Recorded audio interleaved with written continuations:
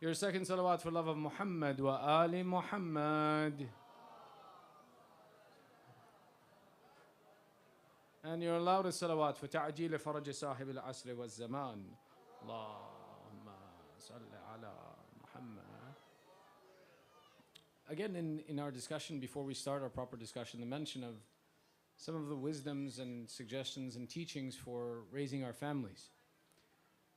For those that have gone and for those who have not gone, one of the first things that whenever you go to see the Maraja of our time, khususan Sayyid Sistani, Hafidhahullah, is whenever he talks to somebody from the West, he has a very particular conversation about teach your children your language. Teach your children your language. The significance of the Sayyid mentioning this, and this being a recommendation for each of us in our household, is that your mother tongue, the language that we come from, whether it's Farsi, Arabic, Urdu, Swahili, Punjabi, whatever that language happens to be, to make sure that you speak that language at home and that your children are exposed to that language. The reason for that, and there are a few reasons, one of these reasons is the preservation of identity. That your children, on average, 40 hours a week are exposed to the American culture and identity. That's what school is, that at least 40 hours out of the week, 8 hours a day for 5 days a week, they're in the company and in the language of the society, which is the English language and the English culture. And the habit is, as you speak a culture, you adapt, as you speak a language, you adapt its culture.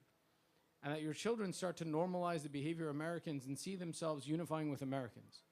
Now, about 30 years ago, for those that were born here, 30 years ago it was different. That if your name was different, your skin color was different, it didn't matter if you could speak like an American, you were still considered a foreigner. But with this hope of creating, for example, unity and creating, equity amongst people, the differences that we physically have amongst us and others no longer mean as much. They're not as intimidated by the name Muhammad and Ali and Abbas or Fatima and Zainab. It used to be these names, they would say, you're different from us. Now the American culture doesn't see you different if you have a different name. They actually consider it to be cool. Oh, you have an exotic name, that's very nice. And they work on having your child assimilate into the rest of the culture and unify their culture with the American culture. But the advice of Sayyid Sistani is teach your children to recognize and acknowledge that they are different, that they should realize that they are different. They don't fit into this culture and this lifestyle. They are different, and our children should be different, and they should believe that they're different. Now, this idea of being different isn't intended to be a bad thing, that, oh, you're teaching your child they're different in a bad sense. Rather, it's a good thing. Because the akhlaq, the tarbiyah, the character of the Ahlul Bayt always insisted that someone who follows the path of Ahlul Bayt behaves better than everybody else, is someone who has a responsibility to their akhlaq and character and dignity. Our Holy Prophet Rasulullah sallallahu alayhi wa sallam,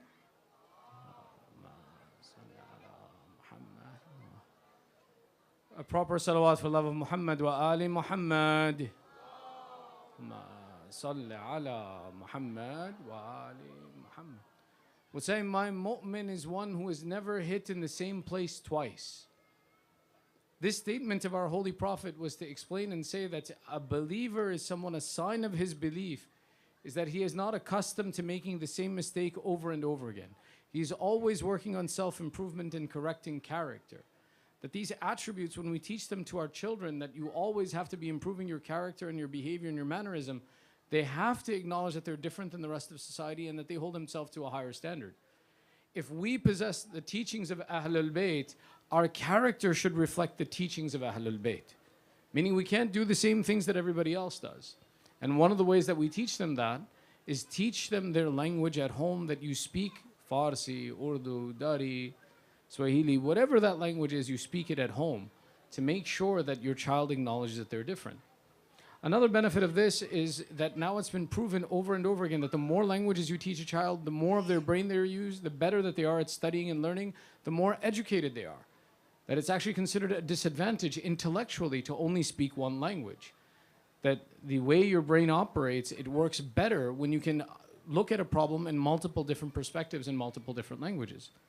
Another element of why it's beneficial is that speaking another language exposes you to another culture. Being open-minded, being able to accept people's differences, to be able to live with other people and to be able to try new things, if we're open-minded and exposed to more cultures, we have a better understanding of how the world operates.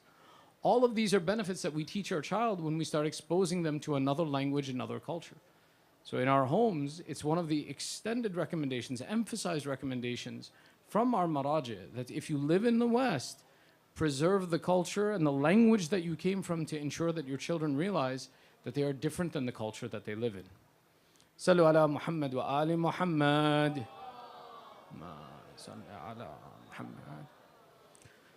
Over the past 11 nights, we've been discussing the relationship between Imam Hussein and Imam Zaman, and that how these two have a connection and how some of the elements that we need to prepare for Imam Zaman come to us from learning from the example of Imam Hussein. Which brings us that if this is our final conversation on the topic, and inshallah if Allah gives us tawfiq, we can talk about more on this issue. But there are 2 points that become a point of question about that if these two are connected, then how does this come to a conclusion? And those 2 questions that we'll address tonight is 1, when is the reappearance of Sahib al-Zaman? And 2, why is his occultation so long? You guys are okay? Ready? Sallu ala Muhammad wa ali Muhammad.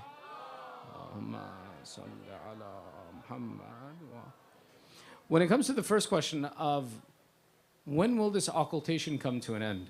The verses of Quran that we began our discussion with are from Surah A'raf, the 7th chapter of the Holy Quran, verse 52 and 53. Allah begins this conversation in verse 52 when He says, وَلَقَدْ جِئْنَاهُمْ بِكِتَابٍ فَصَّلْنَاهُ عَلَىٰ عِلْمٍ هُدًى وَرَحْمَةً لِقَوْمٍ يُؤْمِنُونَ. Allah describes and He says, certainly we have brought them a book which we have elaborated with knowledge as a guidance and mercy for people who have faith. That every affair and knowledge that is dictated that is beneficial for society is included within the Quran. But there are certain elements that we mentioned that there are promises and statements that Allah has made in the Quran that they have not yet practically come to fruition. Which is why Allah now continues this discussion in the 53rd verse and He says, هَلْ يَنْظُرُونَ إِلَىٰ تَعْوِيلَهُ. Do they not consider the consequences of its fulfillment and that when these promises will be fulfilled? يَوْمَ يَأْتِي تَعْوِيلَهُ يَقُولُ الَّذِينَ نَسُوهُ مِنْ قَبْلُ قَدْ جَاءَتْ رُسُلُ رَبِّنَا بِالْحَقِّ. That Allah continues and He says, the day when its fulfillment comes of this book, those who had forgotten it before will say, our Lord's apostles had certainly brought the truth. Here Allah is describing and saying that in this book of guidance and knowledge, there are things that have not been exposed to you yet, have not been the ta'wil, the explanation, the fulfillment has not happened yet. But the day that the fulfillment of these promises will come true, everyone who has forgotten about this will admit and say, yes, that what Allah promised was true. This is the commitment that Allah makes to us in the Holy Quran. When we look to see what does Allah mean by the ta'wil that's being discussed here, what does Allah mean by the promises that will come to fulfillment, the realities that will come into play, we see our 6th Imam explaining, and he says that this ta'wil that Allah is describing comes in 2 formats. One is the Day of Judgment, and the other is the dhuhur of the Imam of our time, Sahib al-Asr wa zaman, Ajjalallahu ta'ala farajahu al-Sharif. Allahumma salli ala Muhammad. When we say the Day of Judgment, there are promises that Allah makes about the Day of Judgment in the Quran, and the descriptions that He gives of the Day of Judgment. For example, يَوْمَ يَكُونُ النَّاسُ كَالْفَرَاشِ الْمَبْثُوثِ وَتَكُونَ الْجِبَالُ كَالْأَحْنِ الْمَنْفُوشِ. That there will come a day when humanity and society will be running around like these moths that are all over the place, and the mountains will be like carded wool and will be broken down to dust. These promises that Allah makes in the Quran, they have to come true and be exactly as He said in the Quran. Hence, when Allah describes it, He says there will be a day when the ta'wil of this comes true and the people will say that certainly whatever the prophets brought was truthful. One description of this is the Day of Judgment. That on the Day of Judgment, these promises and descriptions of this difficult day, everything will come true exactly as Allah prescribed it. But there are other promises that we talked about, that when we talk about and say, هو أرسل رسوله بالهدى ودين الحق ليظهره على الدين كله ولو كره المشركون. That He is the one who sent down His Prophet with the justice and guidance and the true religion, and it will overcome all religions. that these verses, the ta'wil of this religion overcoming others and the religion of the earth becoming the religion of Allah and the inheritors of the earth being the pious, all will come true at the coming of the 12th Imam. Now, one of the interesting things that we learn when we extrapolate this point and we see that there are 2 days where this reality will come true, that Allah has not appointed for us and told us when either of these days will take place. What will be the day that, for example, the Day of Judgment comes? What will be the day when the 12th Imam comes? Allah has not specified. The only specification that we've seen comes from a hadith from our Holy Prophet Rasulullah sallallahu alayhi wa sallam.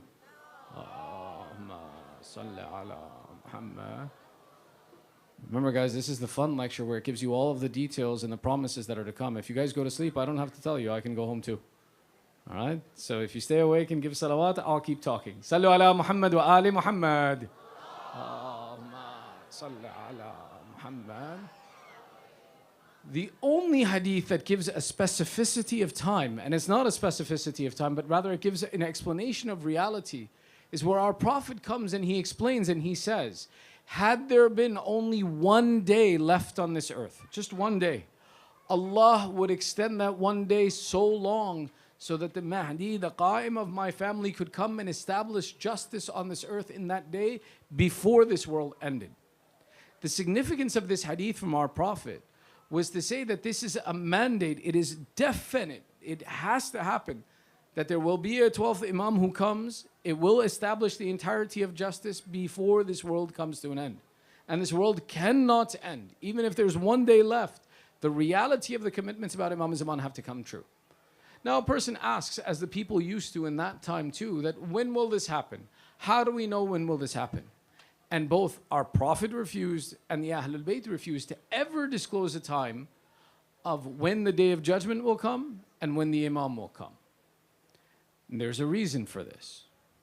When we look, and we can extrapolate the reason as we look at the explanation of when the Day of Judgment will come and why it's not disclosed. If we were to say to the people today that the Day of Judgment will come in 100 years, or will come in 1 month, or will come in 10 months, that disclosing the time of the Day of Judgment would make man free. Oh, well, the Day of Judgment isn't coming now, so what do I have to worry about? I have time. I can go play video games tonight. Tomorrow I can do ibadat. It's still in time and the world has not ended.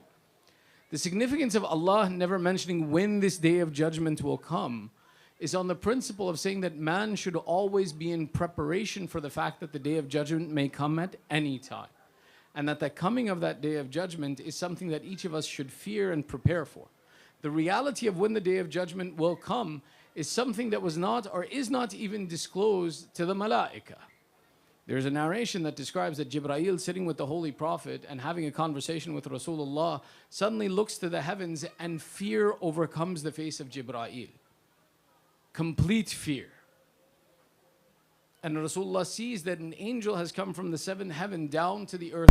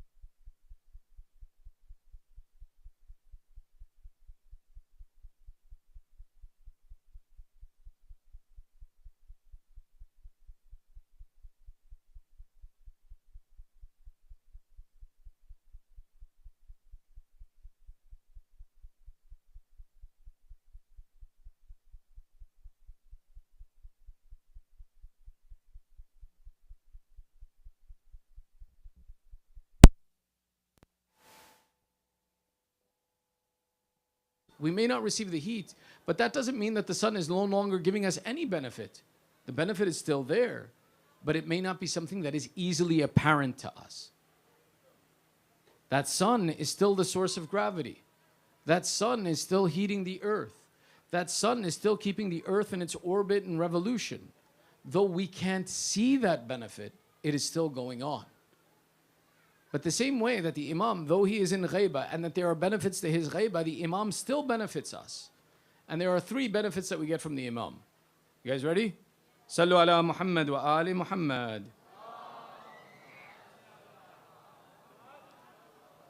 The first of the benefits that even though the Imam is in ghaibah, we still receive from the Imam is the protection of the Quran. That the Quran, Allah describes and says, نَحْنُ نَزَّلْنَا الذِّكْرَ وَإِنَّ لَهُ لَحَافِظُونَ. That we are the ones who have sent down this reminder and we are the ones who will protect it. The Quran till today is protected from any corruption that comes to its text.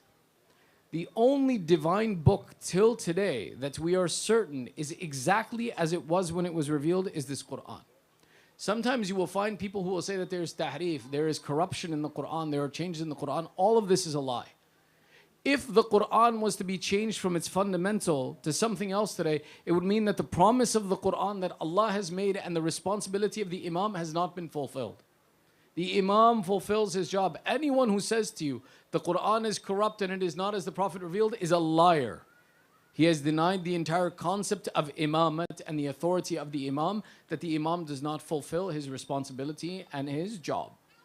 Which is why, even today, when they find in their universities in London or wherever, copies of the Quran, they say, we see the same text in the book 1400 years ago that was written then as what is recited by people today. This is the job and responsibility of the Imam, that no one can corrupt the Quran as long as the Imam lives, because it is the promise of the Quran and the job of the Imam to ensure that the Quran stays protected. The beauty of the Quran is such that you can't even change a vowel of the Quran without it being noticed. Till today, we recite Alhamdulillahi Rabbil Alameen. Take a look and see if one person came and instead of corrupting even a letter, started to recite Alhamdulillah.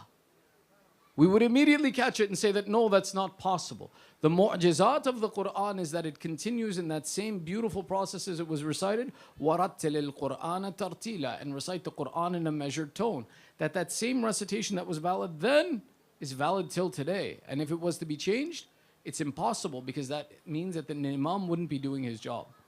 So the first benefit that we see is that this Quran is preserved and protected, that the Quran does not change.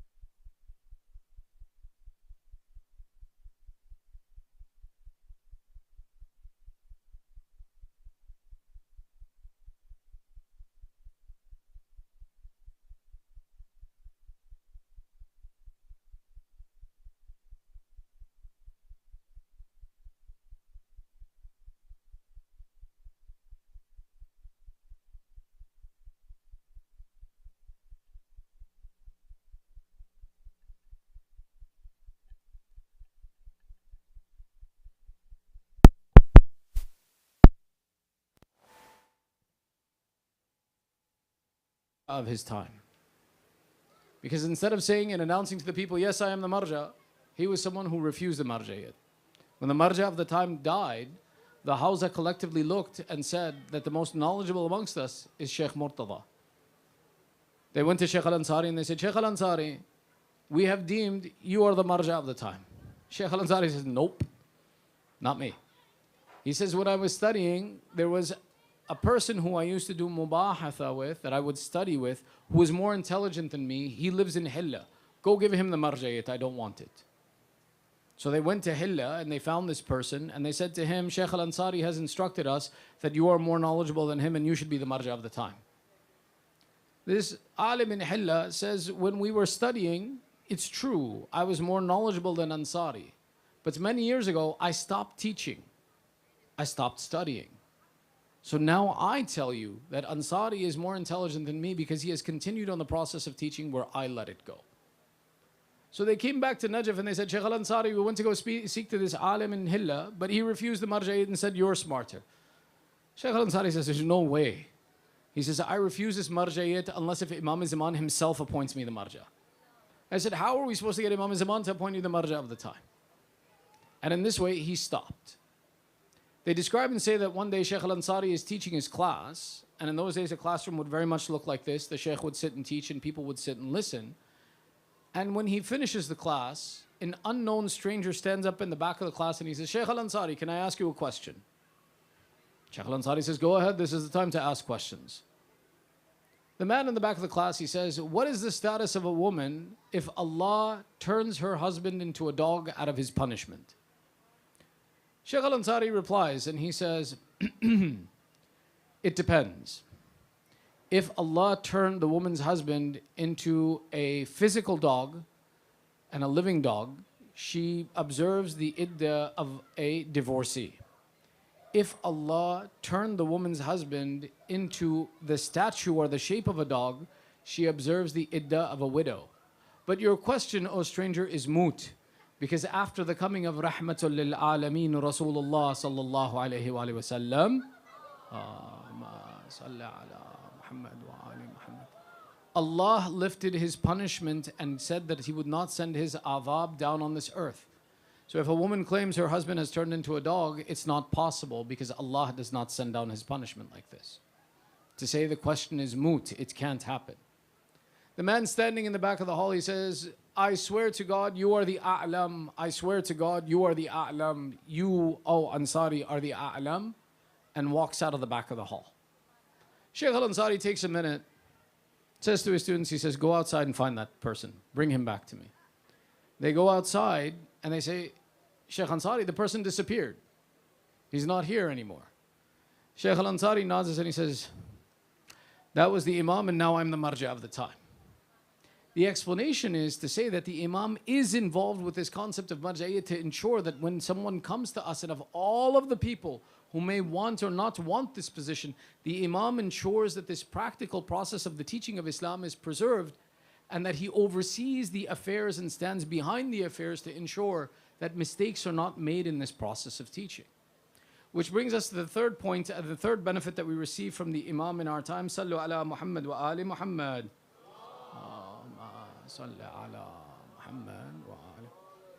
Is the practical protection of the message of the Islam. That us mu'mineen are still under the protection of the Imam, though we do not have the freedom to interact with him when we choose. This refers to the idea that the Imam himself, when he writes a letter and he says, if I was negligent of your affairs, O mu'mineen, your enemies would have wiped you out from the face of this earth long ago.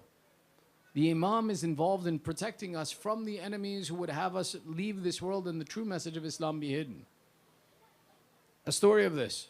You guys want a story? Final story of the night. You guys are okay? It's not too late? Sallu ala Muhammad wa ali Muhammad. Seems you've gotten tired. I won't take too long. Story comes from the country of Bahrain.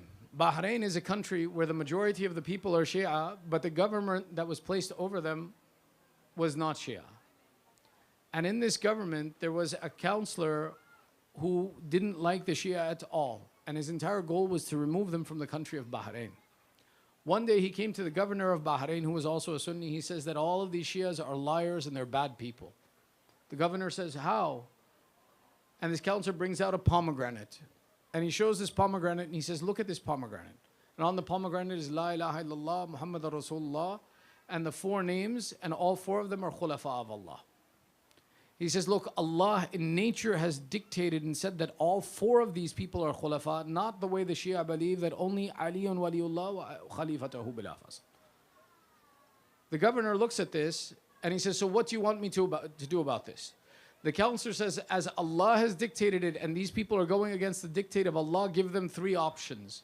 Either one, that they convert to the true message of Islam, or two, that they pay the jizya, the tax that is levied on people who aren't Muslim, or three, kill and excommunicate all of them because they don't deserve to live as false Muslims as they do. The governor, being a smart man, though he wasn't a lover of Ahlul Bayt, says, let me see what they say about this. So he calls the ulama of Bahrain in, and he says, O Shia ulama of Bahrain, this accusation has been made against you from this counselor that describes and says that Allah in nature has dictated by writing on a pomegranate that all four are khulafa and that you go against the nature of Islam by not believing in these khulafa. How do you answer this? They said, give us 3 days and we'll come back to you with an answer. And for 3 days they made dua, they supplicated, they'd look for an answer. And on the third day, before it was the time for the meeting, knowing what the consequences would be, that either they would have to leave this land, or that they would be taxed as foreigners, or that they would be killed, they asked the Imam of the time for help. And eventually, before this meeting, a man came to them, or a letter came to them and said, take the governor to the house of the counselor on top of his roof, and to look at the equipment that's there, and then after that, open up the pomegranate. So they describe and say that these Shia ulama came to see the governor, and they said, let's go to the house of the counselor, and let's go to his roof. The governor says, why? They said, that's where we'll find the answer to your question. The counselor refuses, but that makes the governor more suspicious, and eventually they go to the house of this counselor, and they find on the roof that he had created a system where he would take a tree and put a cover upon the pomegranate and write upon it, so that he would force the pomegranate to show this. And it wasn't natural, it was something that the counselor did by force. When they saw that this wasn't something natural, it was something artificial, the governor was satisfied. But then the ulama said, open the pomegranate to see what is true. They describe and say, when they opened the pomegranate, all of the parts of the pomegranate where the names of the other khulafa were mentioned had been rotten, and the only part that was safe was where the name of Amir al-Mu'mineen Ali ibn Abi Talib was written on the pomegranate. Sallu ala Muhammad wa ali Muhammad. So meaning that the Imam is directly involved in ensuring that the guidance and the message of Islam is preserved, whether he does it by making sure that the Quran is uncorrupted, by guiding the ulama and being involved in the process of ensuring that the teachings of Ahlul Bayt are preserved correctly, or simply by giving us his protection, we still receive the benefit of the Imam, and we need to have certainty in this Imam. They write and they say that, why did it take the Imam 3 days to reply to us? And the answer, they said, we received from the Imam himself. If you had yaqeen in me that I would have supported you immediately, you would not have had to leave the palace of the governor on the first day. I would have given you the answer then. It is us who need to have yaqeen in the support of the Imam, and the Imam continues to help us and guide us. It is our job to keep faith and understand that though he is absent from us physically, it does not mean that he is absent from us in guidance, in hidayah and support. Today marks the day of the night of the 13th of Muharram, which is known as the day in which the bodies of Abu Abdullah and the Shuhada were buried. First on this day is the commemoration of the fact that Sayyidah Zainab had to enter the court of Ubaydullah ibn Ziyad. Don't forget the words of Sayyidah Zainab in that court, that first and foremost Sayyidah Zainab, upon entering the city of Kufa, was the one who proved to the people of Kufa the illegitimacy of their actions. That in that moment when they heard the words and the power and the speech of how they had deserted the Imam of the time, the people stood up and they said, we will support you now. Kulthum was the one who replied and said, silence your mouths. Your men kill us and your women cry over us. Now you are promising us support? They showed the hypocrisy of these people of Kufa. When they were taken in front of the palace, into the palace of Ubaydullah ibn Ziyad, they describe and say, we saw him take a stick and beat the lips of Abu Abdullah. We saw this Ubaydullah disgrace the head of Imam al-Hussein. And in this he then turned and he said, كيف وجدتِ ما صنع الله بك? How do you find what Allah did to you, O Sayyidah Zainab? She replied and said, I did not see anything but beauty, because she was the one who had yaqeen and certainty in the help of Allah, and that every musibah would be rewarded from Allah and not from anyone else. That it was no one in humanity that could aid her, but only that Allah would be the aid. But O Sayyidah Zainab, you said you saw nothing but beauty. But O Zainul Abidin, who left the prison of Kufa and proceeded back to the city of Karbala, to the land of Karbala, if you would have seen what Zainul Abidin saw, my Imam, they describe when he returns to the land of Karbala, he found that the Banu Asad had collected to bury his father and his relatives, but they did not know how to organize the graves, because you need to see the head of a person to know who you are burying. But there was no head upon any of the shuhada. Imam Zainul Abidin came and said, Oh Banu Asad, come and grab the ashab, come and grab the supporters and my brothers and my cousins. And one grave was dug where all of them were buried till today. Then he moved to the body of his father and his uncle. They describe when he goes to bury Hazrat Abbas, he goes and he collects the body and the pieces of Abul Fadil. They said that we saw Zainul Abidin, Sayyidus Sajidin, go into the trees, hug something to his chest and come back. We saw him again go into the trees, hug something to his chest and return. When we asked him, what did you bring? He says, I have brought the cut limbs of my uncle Abul Fadil. They describe and say that he collected the pieces of Hazrat Abbas, and when he went to go bury them away from the grave of Imam Hussein, that in that moment, if you were to look at the grave today, you would say that they describe Abul Fadil as being 7 feet tall. But the grave today that you will see is not more than 4 feet in length. One of the ulama asked, how is it that we see that Abul Fadil in the books is written to be so tall that when he would sit on his horse, his feet would touch the ground? Yet when we see his grave, it is a grave of not more than 4 feet. Oh Mu'mineen, I would tell you, they were so afraid of Abul Fadil that when he became shaheed, they desecrated his body and cut it into pieces. Imam Zainul Abidin collected the pieces of his uncle and said, no one come down into this grave, I alone will bury my uncle. The Banu Asad said when a long period of time had passed, but Ali ibn al-Hussein had not come out of the grave, we looked into the grave to offer him some assistance. We found the son of Hussein hugging the body of Abul Fadil in the grave and crying, oh uncle, in what a difficult state you have left us. How my aunts cry for you. When we entered into Kufa, every lady called out, oh Abbas, come to our aid. Uncle, but you did not come to their aid. You left me alone in such a difficult place. They said that after some time of crying, Imam Zainul Abidin came out from the grave. He then proceeded and said, oh Banu Asad, I will make the grave of my father. Do not assist me in this affair. But they describe and they say with full respect, when Imam Zainul Abidin went to lift the body of his father, they said he would lift from the right and the body would separate into pieces from the left. He went to the left, tried to lift the body of his father from the left. The body would spill out to the right into pieces because the Mal'uneen had run horses over the chest of Imam Hussein. They had desecrated the body of Imam Hussein. It was not possible for Imam Zainul Abidin to lift this body alone. Agitated and frustrated, Imam Zainul Abidin called out, oh Banu Asad, have you no cloth? Have you no leaves? Give me something that I collect the body of my father. How shall I alone lift this body that they have desecrated in the worst of ways? Eventually Imam Zainul Abidin lifted Abu Abdullah from the Qatalgah, proceeded to make the place of burial. Today when you go to Karbala, there are 2 separate places. One where my master is buried, one where my Imam was killed. There are 2 descriptions. One that says that after this it was Imam Zainul Abidin who selected the location. The other that says that from where they killed him, when they ran horses over his body, the body of my Imam moved in the field of Karbala. Ali ibn al-Hussein buried his father. brother. In that moment they describe and say, "Oh Ali ibn al-Hussein, there is a lump of flesh that you have not buried." He said, "This is my brother Asghar who was also trampled." In this moment they say, from the body of Hussein ibn Ali, we heard a cry come out, "Oh Sajjad, put him on my chest. Put my child on my chest and let him rest on me."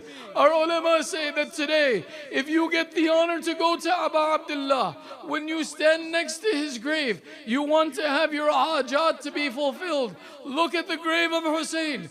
Ask Abu Abdullah, "Ya Abu Abdullah, by the right of that infant that sleeps on your chest, by the right of that madloom that they desecrated with you, by the right of that innocent blood that was spilled, oh Allah, we ask you to intercede on our behalf by Hussein and this son of Hussein." Ala la'natullahi ala al-qawm al-zalimin. وَسَيَعْلَمُ الَّذِينَ ظَلَمُوا أَيَّ مُنْقَلَبٍ يَنْقَلِبُونَ. إِنَّا لِلَّهِ وَإِنَّا إِلَيْهِ رَاجِعُونَ. رِضًا بِقَضَائِهِ وَتَسْلِيمًا لِأَمْرِهِ. ندعوك باسمك العظيم الأعظم الأعز الأجل الأكرم.